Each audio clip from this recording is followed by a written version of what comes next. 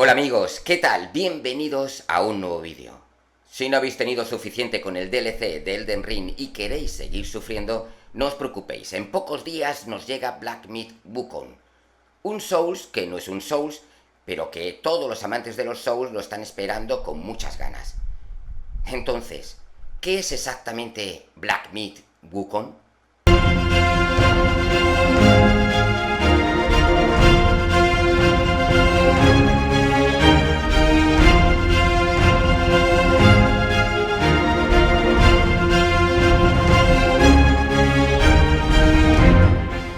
4 años llevamos esperando este juegazo. 4 años desde que nos presentaron el juego y nos dejaron absolutamente flipados. Los chinos daban un golpe en la mesa y empezaban a enseñar lo que podían hacer. Corea asoma la cabeza en la industria con Lies of P o Stellar Blade, pero es que China tiene grandes éxitos como Genshin Impact y además tiene un montón de títulos por salir que tienen pintaza, como Lost Soul Aside o Evocation. Esta gente parece que solo sabe hacer juegos de acción tipo Souls o Hack and Slash, pero hay que reconocer que lo hacen muy bien. Que no falten las lucecitas y los personajes femeninos con poca ropa, ellos son así, pero no me digáis que no son divertidos. Black Myth: Wukong parece diferente. No tenemos una chica en bikini, sino un hombre mono, y la historia es profunda y muy respetada en su país. Pertenece al libro Viaje al Oeste que tanto ha dado que hablar en cómics o animes.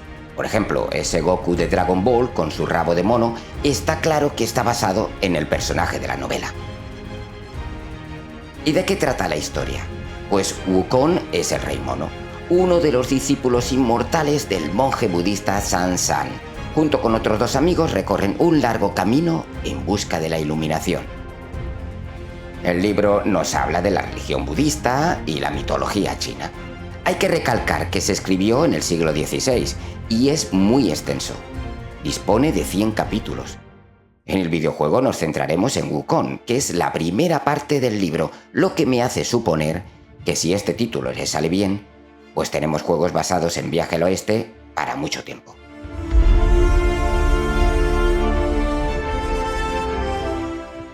El estudio que está detrás de este trabajo es Game & Science, un pequeño equipo que lleva ya 6 años con este proyecto. Este es su título más ambicioso hasta ahora y con el que esperan pegar fuerte no solo en Asia, sino en todo el mundo.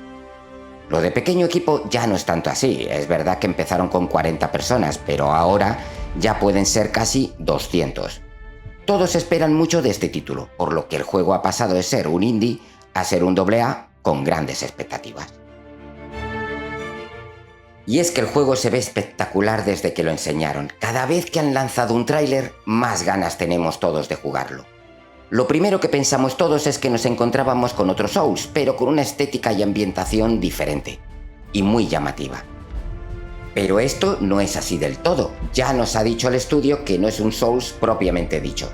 Sí que tiene muchas cosas que nos recuerdan a los juegos de From Software, como las míticas hogueras, o las peleas frenéticas contra jefes, o el hecho de que no tendrá diferentes niveles de dificultad y nos va a hacer sufrir mucho, pero también hay otras cosas que alejan el concepto Souls. Por ejemplo, el hecho de que al morir no te pase absolutamente nada, no necesitas volver a donde has caído para recoger tus runas. Tampoco pierdes tus puntos de habilidad, e incluso puedes restablecerlos en cualquier momento.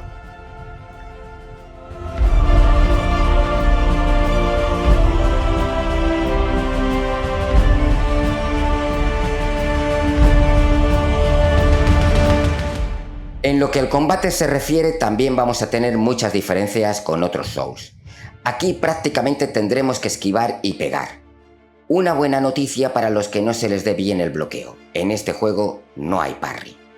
Sí podremos bloquear con nuestro bastón los proyectiles que nos lancen, pero nada de parry. Lo malo es que cada vez que esquivas y pegas vas perdiendo estamina, por lo que necesitas subir mucho el aguante. Otra diferencia con la mayoría de los Souls es lo de no cambiar de armas. Vamos a disponer siempre de nuestro bastón. Eso sí, podremos mejorarlo. Cada vez que matemos a jefes nos dan una mejora y algunas son súper chulas. También hay diferentes armaduras y si consigues el equipo entero te dan unas bonificaciones.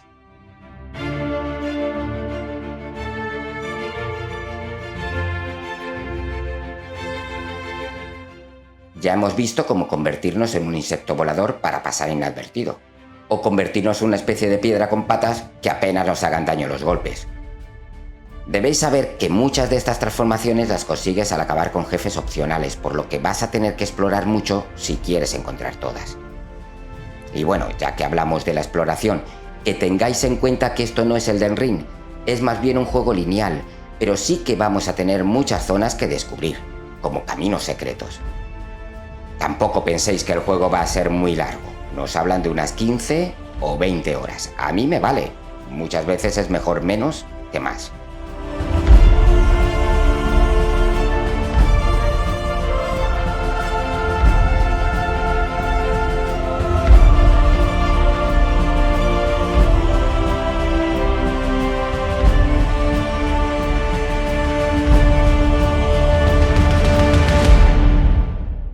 Bueno, esto pinta bien, ¿no? Quizás no sea un Souls como estamos acostumbrados, pero no me digáis que no os apetece entrar en ese mundo de fantasía china repleta de jefes increíbles con esos graficazos que flipas. Yo lo voy a jugar seguro. ¿Y tú?